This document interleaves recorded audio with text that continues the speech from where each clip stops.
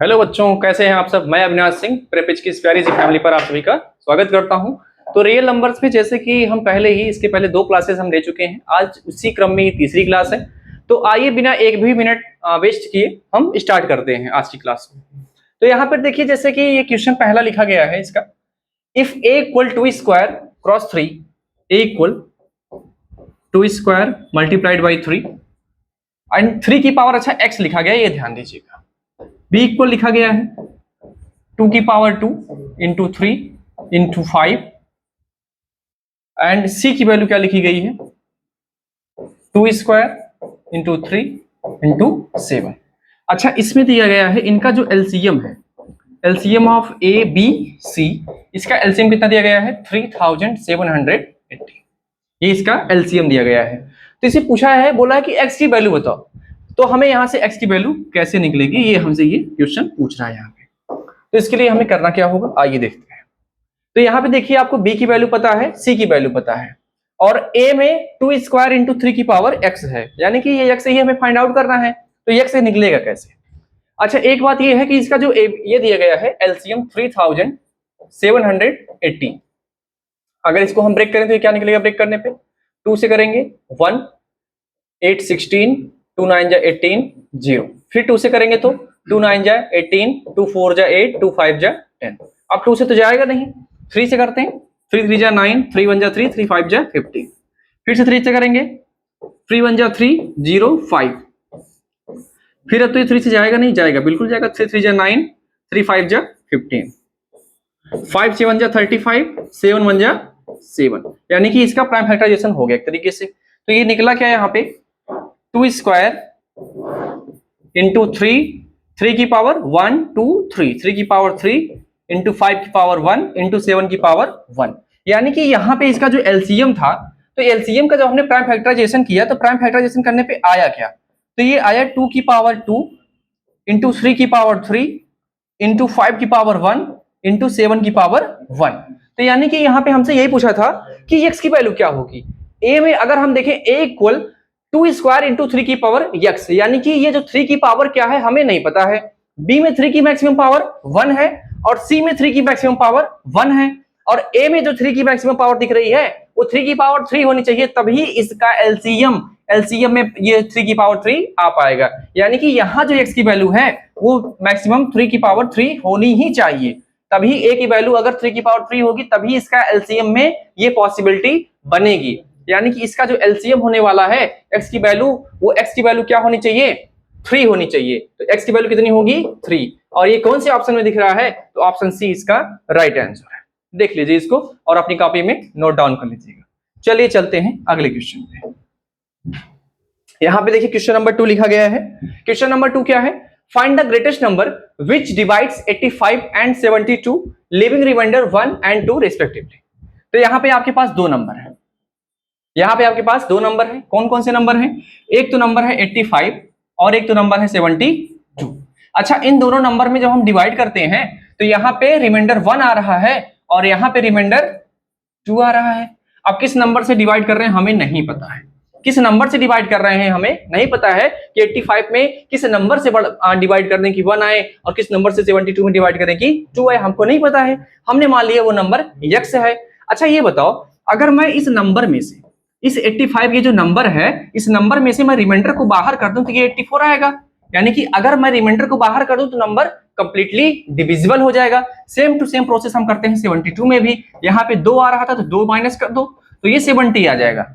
यानी कि अगर मैं यहाँ पे इसका एचसीएफ 84 और 70 का, 84 और 70 का अगर मैं एचसीएफ यहां से निकाल लूं तो इसका जो एचसीएफ होगा वही इस क्वेश्चन का क्या बन जाएगा, आंसर हो जाएगा। तो वो बड़े से बड़ा कौन सा नंबर पॉसिबल है जो 84 को भी डिवाइड कर दे और 70 को भी डिवाइड कर दे, तो वो बड़े से बड़ा नंबर 14 ही पॉसिबल है। क्या पॉसिबल है, 14 ही पॉसिबल है। 14 6 जा 84 और 14 5 जा 70, यानी कि ये नंबर उसको सेटिस्फाई कर रहा है गिवन कंडीशन को। बाकी आप डिफरेंस मेथड भी लगा सकते हो। अगर डिफरेंस मेथड से इस क्वेश्चन को सॉल्व करोगे तो 84 और 70 का जो डिफरेंस होगा वो भी 14 ही होगा और 14 ही इसका क्या होगा, रिक्वायर्ड आंसर होगा। चलिए आगे बढ़ते हैं। क्वेश्चन नंबर 3 देखिए। क्वेश्चन नंबर 3 बड़ा बहुत आसानी क्वेश्चन है, देख लीजिए क्या लिखा गया है। The LCM of two prime numbers p and q where p greater than q is 221, find the value of 3p minus q। तो यहाँ पे देखिए बोला क्या है, दो प्राइम नंबर है, कौन से नंबर है, प्राइम, और वो प्राइम कौन कौन से हैं, प्राइम p एंड q। अच्छा एक कंडीशन भी यहाँ दी गई है, कंडीशन ध्यान रखिएगा कि जहां पे जो p की वैल्यू होगी ना वो q से बड़ी होनी चाहिए, जो p की वैल्यू है वो q से बड़ी होनी चाहिए। ये कंडीशन क्वेश्चन ने देके रखा है, मैंने कुछ नहीं कहा। चलो मैं मान लेता हूं इनका बेटा जो मल्टीप्लिकेशन होगा, क्योंकि प्राइम है तो कॉमन कुछ नहीं होगा, और इनका जो मल्टीप्लिकेशन है वो कितना है, 221। कितना है, 221। अच्छा मैं क्या, अगर मैं इस 221 का प्राइम फैक्टराइजेशन करूं तो प्राइम फैक्टराइजेशन करने पे आएगा क्या, चलो 11 से करता हूं डायरेक्ट। 11 2 जा 22। अच्छा 11 से तो काम नहीं बन पाएगा हमारा, 1 मिनट।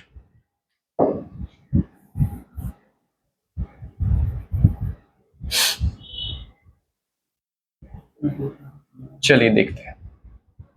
तो यहां पे हमने क्या देखा, हम यहां पे देख रहे हैं कि जो p क्रॉस q है ये कितना है, 221 है।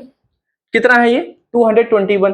तो हमें एक ऐसा नंबर ढूंढना होगा जो 221 को क्या करे, कंप्लीटली डिवाइड कर दे, है ना, तभी तो पता चल पाएगा कि इसका जो फॉर्मेशन है वो किस किस नंबर से पॉसिबल हो पाया है।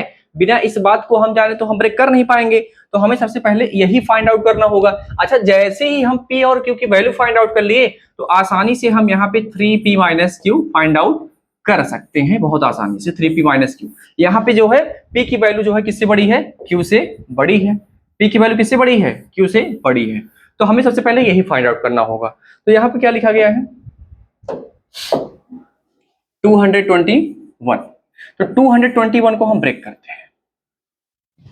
चलिए ये 2 से तो जाएगा नहीं, फिर 3 के पास गए तो 3 से 1 जा 21, 1 आया, 3 से भी नहीं कटेगा, 4 से भी नहीं जाएगा, 5 से भी नहीं कटने वाला है, 6 से भी नहीं जाएगा, 7 से ट्राई करते हैं, 7 3 जा 21, 1 7 से भी नहीं होगा, 8 से तो होने वाला ही नहीं है, 9 से भी नहीं है, 10 से भी नहीं है, 11 से भी नहीं होगा, 12 13 से चेक कर सकते हैं 221 में, 13 से भी नहीं जाएगा, तो ये जाएगा किससे, 17 से चेक करते हैं। इसके बाद 221 डिवाइडेड बाई 17, जब 221 में 17 का डिवाइड करेंगे तो कितना आएगा, 17 1 जा 17, 5 17 3 जा 51। देखिए 17 में कंप्लीट हो गया, तो 17 1 जा 17, कितना आ गया, 5 रह गया, 17 3 जा 51।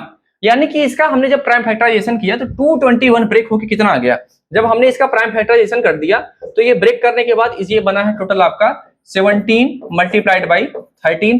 अच्छा यहाँ पे क्वेश्चन में कंडीशन बोल के रखा है कि p की वैल्यू q से बड़ी होनी चाहिए, तो यानी कि p क्या होगा, p की वैल्यू डेफिनेटली कितनी होगी, 17 होगी, और q की वैल्यू डेफिनेटली कितनी होगी, 13। ये बात तो कंफर्म है ना। चलिए अगर ये बात कंफर्म है तो अब कुछ नहीं करना, क्वेश्चन जो है 1 मिनट का और रह गया है, तो 3p माइनस q आसानी से यहाँ से निकल जाएगा। चलिए देखते हैं, तो p की वैल्यू कितनी है 17 और q की वैल्यू कितनी है 13। 17 3 जा 51 माइनस 13, 11 माइनस 13 कितना होगा, 8 होगा, और 4 माइनस 1 कितना होगा, 3 होगा, यानी कि इसका जो आंसर होने वाला है वो 38, यानी कि ऑप्शन सी सही है। इसका ऑप्शन सी सही जवाब होगा। ध्यान से आप लोग इस क्वेश्चन को देख लीजिए और अपनी कॉपी में लिख लीजिए। चलिए अब आगे बढ़ते हैं। चलिए अब आगे आपके सामने क्वेश्चन नंबर 4। तो क्वेश्चन नंबर 4 में क्या बोला है, if p and q are two distinct prime numbers then their HCF is. अच्छा यहां पे जैसे दिया गया है p और q आपके दो अलग अलग प्राइम नंबर हैं, ठीक है, तो इनका HCF पूछा है। क्या पूछा है, HCF पूछा है, देन देयर HCF इज। जैसे मैं सपोज करूं, मैं मान लिया कि एक नंबर है 2, एक नंबर है 3, अलग अलग दोनों नंबर भी हैं, तो कह रहा है कि बताओ इनका HCF क्या होगा। अच्छा बेटा अगर ये दोनों ना अलग अलग नंबर हैं तो इनका HCF, तो यहाँ पे अगर हम 2 और 3 में HCF देखें तो वो नंबर कौन सा होगा, 1 होगा, है ना, वो नंबर कौन सा होगा, 1 होगा। अच्छा मान लो मैं कोई और अलग अलग नंबर ले लूं, जैसे मान लो मैं 4 और 5 ले लिया, है ना, क्योंकि प्राइम बोला है, क्या बोला है, प्राइम बोला है, तो प्राइम बोला है तो प्राइम ही लेंगे ना, 4 5 को तो पॉसिबिलिटी है नहीं, हम लेंगे कौन सा नेक्स्ट, 7 और 11 ले लिए। तो बेटा 7 और 11 ले लोगे ना, तब भी इसका HCF क्या होगा, 1 ही होगा, क्योंकि 1 के अलावा ऐसा कोई नंबर पॉसिबल ही नहीं है जो इनका कॉमन डिविजिबल हो। तो यानी कि इसका जो ऑप्शन होगा वो ऑप्शन डी होगा।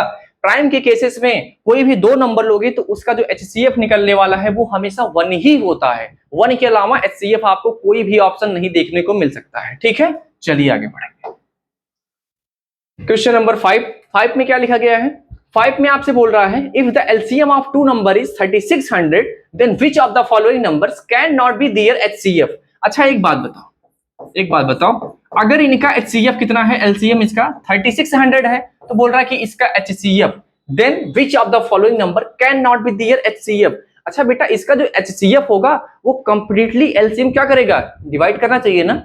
ये कंडीशन तो है कि इसका जो HCF होगा वो LCM को कंप्लीट डिवाइड करेगा। तो हम एक काम करेंगे, चारों ऑप्शन को इंडिविजुअली चेक करेंगे। बेटा क्या 600 के टेबल में 600 क्या इसको डिवाइड कर पाएगा? बिल्कुल कर पाएगा।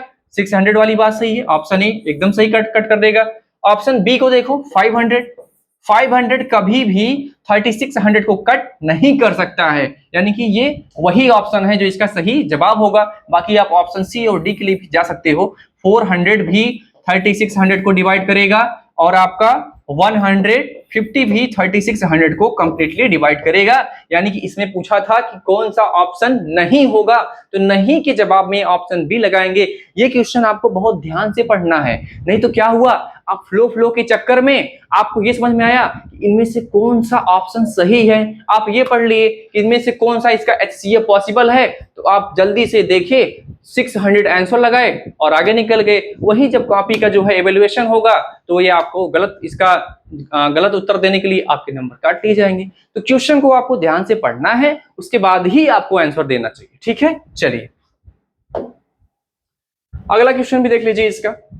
If the sum of two number is 1215 and their HCF is 81, the possible number of pairs such numbers are, है ना।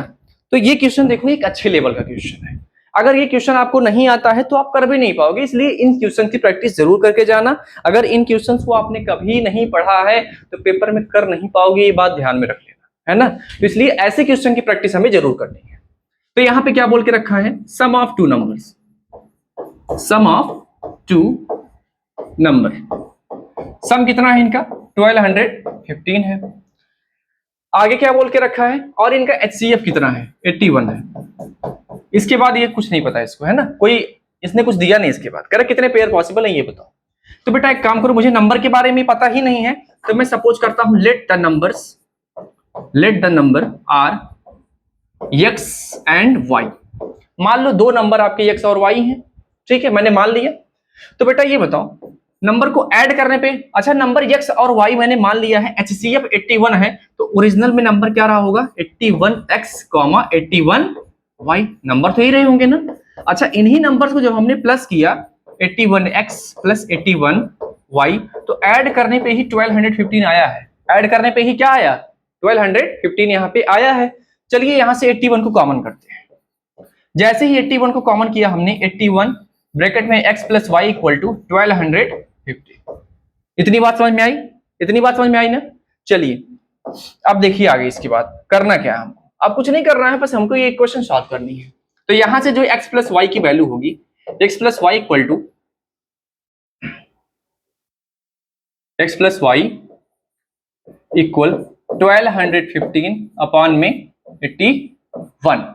अच्छा देखो नीचे जो है 9 का डिविजिबिलिटी रूल यहाँ पे अप्लाई हो रहा है। 9 9 जा 81, 9 1 जा 9, 3 9 3 जा 27, 27 4 9 5 जा 45, यानी कि आपका कितना आ गया 135 अपान में 9 आ गया। फिर से 9 से करेंगे तो 9 1 जा 9 और यहाँ पे 4 रह गया तो 9 5 जा 45, यानी कि यहाँ पे जो x प्लस वाई की वैल्यू निकली है, x प्लस वाई आपका कितना है 15 है। तो यहाँ पे हम x और y की अलग अलग वैल्यूज पुट करके ना यहाँ पे चेक करेंगे कि ऐसे कितने x और y पॉसिबल हैं कि जिनको ऐड करने पे क्या मिल जाए 15 मिल जाए। लेकिन ये भी ध्यान रखना होगा कि उनके बीच में ना कुछ कॉमन नहीं होना चाहिए, कोई कॉमन मल्टीपल नहीं मिलना चाहिए, ये बात भी हमको ध्यान देनी होगी। तो ये 15 मिलेगा कैसे, 15 हमको मिलेगा कैसे, एक तो 14 में मैं 1 ऐड कर दूं तो 15 हो जाएगा, एक तो मैं 13 में 2 को ऐड कर दूं तो 15 हो जाएगा, एक तो मैं 12 में 3 को ऐड कर दूं तो 15 पॉसिबल है, और मैं क्या करूं 11 में 4 ऐड कर दूं तो भी 15 पॉसिबल है। और कौन कौन से पेयर इसके पॉसिबल है, 10 में 5 कर दो तब पॉसिबल है। 9 में क्या करना, 6 करना होगा। 8 के साथ किसको ले जाना होगा, 7 को ले जाना होगा। ऐसे ही आपको 7 के साथ 6 को ले जाना होगा और 6 के साथ 5 को ले जाना होगा। अब देखो वही पेयर्स क्या होंगे, रिवर्स होना स्टार्ट हो जाएंगे, है ना, वही पेयर क्या होंगे, रिवर्स। ऐसे ही यहाँ पे देखो 5 के साथ 6 और 5, अच्छा यहाँ पे पॉसिबल भी नहीं है तो बस यहीं पे इसको मैं रोकता हूँ। चलिए अब यहाँ पे ध्यान से देखिए, 14, 1 एक पेयर बिल्कुल पॉसिबल है, 13, 2 15 ये भी पॉसिबल है, इनके बीच में भी कुछ कॉमन नहीं है। 12, 3 देखो इसमें एक कॉमन मल्टीपल मिल रहा है, 12 को 3 कट कर पा रहा है तो ये बिल्कुल भी पॉसिबल नहीं होगा। ठीक है, 11, 4 बिल्कुल पॉसिबल है और 10, 5 ये भी नहीं पॉसिबल है क्योंकि इसमें भी कॉमन डिविजिबल कॉमन एक नंबर है जो इसको डिवाइड कर पा रहा है 5 को भी और 10 को भी। 9 और 6 में भी पॉसिबिलिटी नहीं है। 8, 7 ये पॉसिबल है और ये सारे पॉसिबल नहीं होंगे। तो कितने पेयर पॉसिबल हो गए, 1 2 3 4। तो यानी कि ऐसे कुल 4 पेयर पॉसिबल है। ऐसे कितने पेयर पॉसिबल हैं, ऐसे 4 यानी कि 4 पेयर यहाँ पे पॉसिबल होने वाले हैं। यानी कि x और y के ऐसे 4 पेयर होंगे जिनको ऐड करने पे हमें 15 मिलेगा। तो इन क्वेश्चंस की प्रैक्टिस आपको ना 2 बार 3 बार 4 बार, जब तक ये क्वेश्चन आपको समझ में ना आ जाए, इन क्वेश्चन को कैसे ब्रेक करना है, कौन सी मेथडोलॉजी अप्लाई करनी है इनको सॉल्व करने के लिए, तब तक आपको पीछे नहीं होना है। अगर एक बार समझ में आ गया तो ठीक है, नहीं 2 बार 4 बार आप इनको लगाओ, आपको डेफिनेटली मैं कह रहा हूं समझ में आ ही जाएगा। ठीक है, चलिए अब आगे बढ़ेंगे। अगला क्वेश्चन देखो, ये ट्रैफिक लाइट वाला आ गया, मैं बताता हूं इसमें क्या करना है। The traffic lights of 3 different roads crossing changes every 48 seconds, 72 seconds and 138 seconds respectively. If the changes simultaneous at 7 am, at what time will they change together next? तो ऐसे क्वेश्चन में क्या करना होता है, हमें किसका एलसीएम निकालना होगा, 48 72 138, इनका आप एलसीएम निकाल लो। ठीक है, इनका क्या करेंगे, एलसीएम निकालेंगे। अच्छा एलसीएम निकालेंगे तो एलसीएम आएगा किसमें, सेकंड में आएगा ना।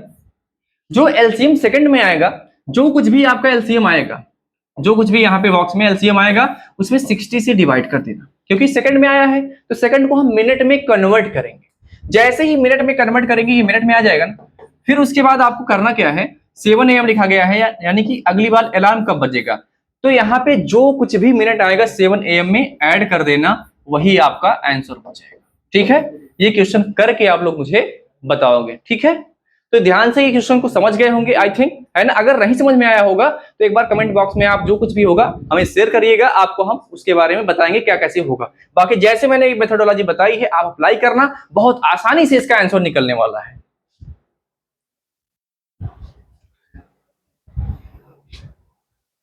चलिए इतना करके लाइए, बाकी अगली क्लास में मिलते हैं।